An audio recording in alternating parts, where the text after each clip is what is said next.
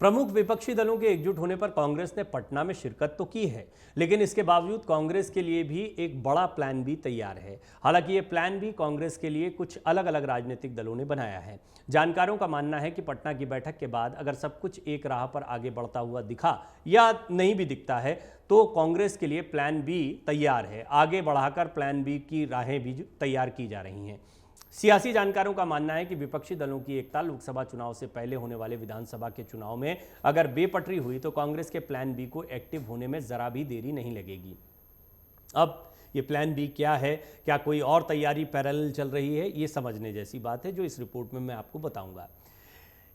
ये जो plan B है इसमें भी कुछ दल साथ में आएंगे, लेकिन कांग्रेस की अगुवाई में। हालांकि अभी भी कहा जा रहा है कि जो विपक्षी एकजुटता का प्रयास हो रहा है वो बिना कांग्रेस के संभव नहीं है, और अगर कांग्रेस जैसा दल वहां पर रहता है तो अन्य दलों के मुकाबले इसकी अगुवाई करने की दावेदारी उसकी बढ़ती है। चेहरा किसका होगा, कन्वीनर कौन होगा, ये अभी तक तय नहीं हो पाया है, लेकिन प्लान बी में निश्चित तौर पर कांग्रेस का ही चेहरा होगा। दूसरे धड़े में कुछ अन्य प्रमुख दल भी शामिल हो सकते हैं जो कि अभी बैठक में नहीं आए थे। हम आपको बताते हैं कि बैठक सफल हो या असफल हो, कांग्रेस के लिए प्लान बी आखिर है क्या। दरअसल विपक्षी दलों की एकजुटता में कांग्रेस को लेकर सबसे ज्यादा चर्चा होती रही है कि क्या कांग्रेस शामिल होगी या नहीं। अब जब कांग्रेस विपक्ष को एकजुट करने के लिए एक फोरम पर आ गई है तो ये सवाल उठ रहा है कि कांग्रेस का प्लान बी भी कुछ है क्या। सियासी जानकारों का कहना है कि कांग्रेस के लिए प्लान बी की तैयारी कांग्रेस ने नहीं बल्कि उन राजनीतिक दलों ने की है जो कि बैठक में शामिल नहीं हुए थे पटना में। राजनीतिक जानकार कहते हैं कि इनमें कांग्रेस के लिए प्लान बनाने वालों में केसीआर और अकाली दल शामिल नहीं हैं। सियासी गलियारों में जो चर्चाएं चल रही हैं वो यही हैं कि कांग्रेस के लिए प्लान बी में बहुजन समाज पार्टी और राष्ट्रीय दल की बड़ी भूमिका हो सकती है। आपको याद होगा कल इस पर पूरी एक एनालिसिस मैंने वरिष्ठ पत्रकार सुमित अवस्थी के साथ आपके सामने रखी थी। उन्होंने भी ये बात कही थी कि राष्ट्रीय लोक दल या जयंत चौधरी का निजी कारणों को बताते हुए इस बैठक में शामिल नहीं होना, मायावती का इस बैठक से दूरी बनाए रखना लेकिन इसके खिलाफ भी बहुत मुखर रूप से नहीं बोलना, ये बताता है कि कांग्रेस से कोई परहेज नहीं है, विपक्षी एकता से कोई परहेज नहीं है, लेकिन इस तरीके से या कई अन्य दलों से परहेज हो सकता है। ऐसे में उत्तर प्रदेश में एक नए सियासी समीकरण को आप देख सकते हैं। उत्तर प्रदेश इसलिए अहम है क्योंकि यहां से बीजेपी को बहुत ज़्यादा उम्मीदें हैं और कांग्रेस की यहां पर कोई ताकत देखने को नहीं मिलती है।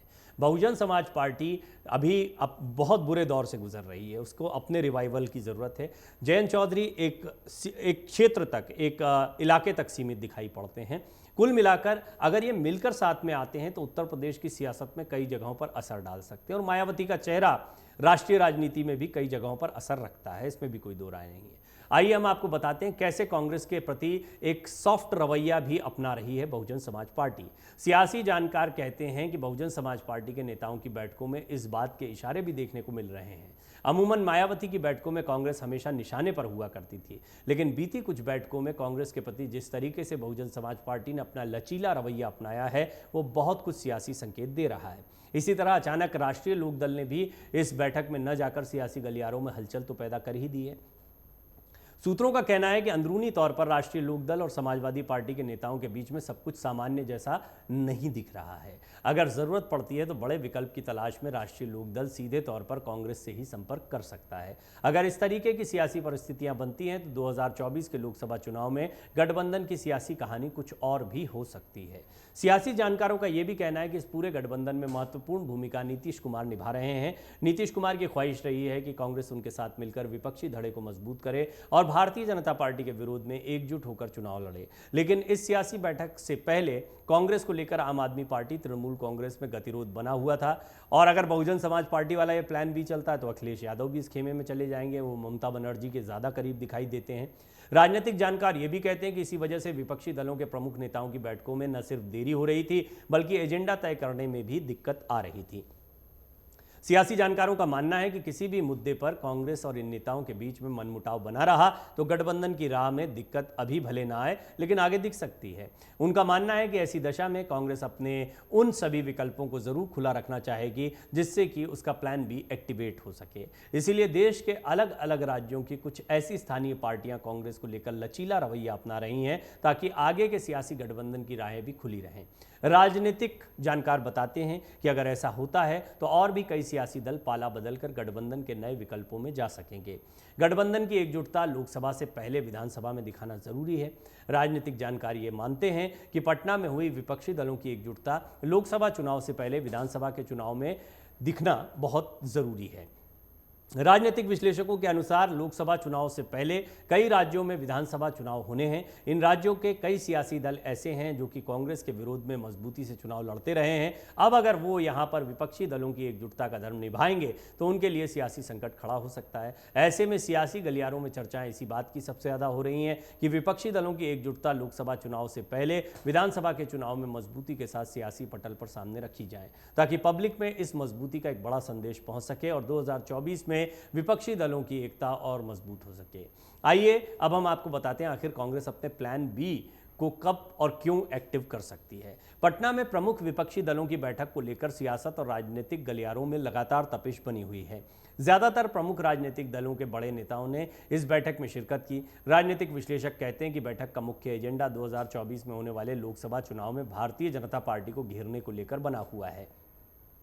निश्चित तौर पर पटना में हुई बैठक सभी विपक्षी दलों के नेताओं की ओर से फिलहाल तो सकारात्मक ही नजर आ रही है। किसी भी राजनीतिक दल की ओर से अगर अपने निजी एजेंडे को आगे बढ़ाने की कोशिश हुई तो इस गठबंधन की गांठें खुलने में ज्यादा वक्त नहीं लगेगा। आम आदमी पार्टी का स्टैंड इसका एक उदाहरण है। ऐसी दशा में कांग्रेस के बी प्लान को एक्टिवेट होने में भी देरी नहीं होगी, यानी यहाँ पर कुछ नए साथी हो सकते हैं। कुछ साथियों के साथ में कांग्रेस उतरेगी। देखिए, सियासी समीकरण समझने जैसे एक रिपोर्ट हमने आपको और दिखाई है कि किस तरह 10 राज्यों में कांग्रेस सिमट भी सकती है। ये वो 10 राज्य होंगे जहाँ पर कांग्रेस बहुत छोटी पार्टी बनती चली जा रही है। उदाहरण के लिए पश्चिम बंगाल है, बिहार है, महाराष्ट्र है, ऐसे राज्य हैं जहाँ कांग्रेस का एक समय पर दबदबा हुआ करता था, लेकिन अब ममता बनर्जी, नीतीश कुमार, लालू प्रसाद यादव, शरद यादव, उद्धव ठाकरे, ये सब जो हैं बड़ी ताकत के तौर पर उभर कर आए हैं और कांग्रेस बहुत नीचे सरक गई है। यहाँ पर कांग्रेस को भी अपनी जमीन को मजबूत करना है तो कुछ सियासी समझौते करने पड़ेंगे। इनके इतर कुछ राज्य हैं जहां पर सीधी सीधी टक्कर है कांग्रेस की। पंजाब है, दिल्ली है, ये वो राज्य हैं जहां पर आम आदमी पार्टी से सीधे आमने सामने की टक्कर होती है। इसलिए आम आदमी पार्टी और कांग्रेस में गतिरोध हमेशा बना रहता है। उत्तर प्रदेश सबसे ज़्यादा कांटे का मुकाबला होगा। यहाँ पर पेच इसलिए फंस सकता है क्योंकि मायावती और अखिलेश यादव किसी में से एक को चुना गया तो फिर दूसरे को छोड़ना पड़ेगा। ये तीनों साथ में आ जाएं, ऐसा प्रयोग बहुत मुमकिन नहीं लग रहा है, क्योंकि वोटों के समीकरण दलितों, मुस्लिमों को साधने की जो कोशिशें हैं वो तीनों ही दलों की तरफ से हो रही हैं।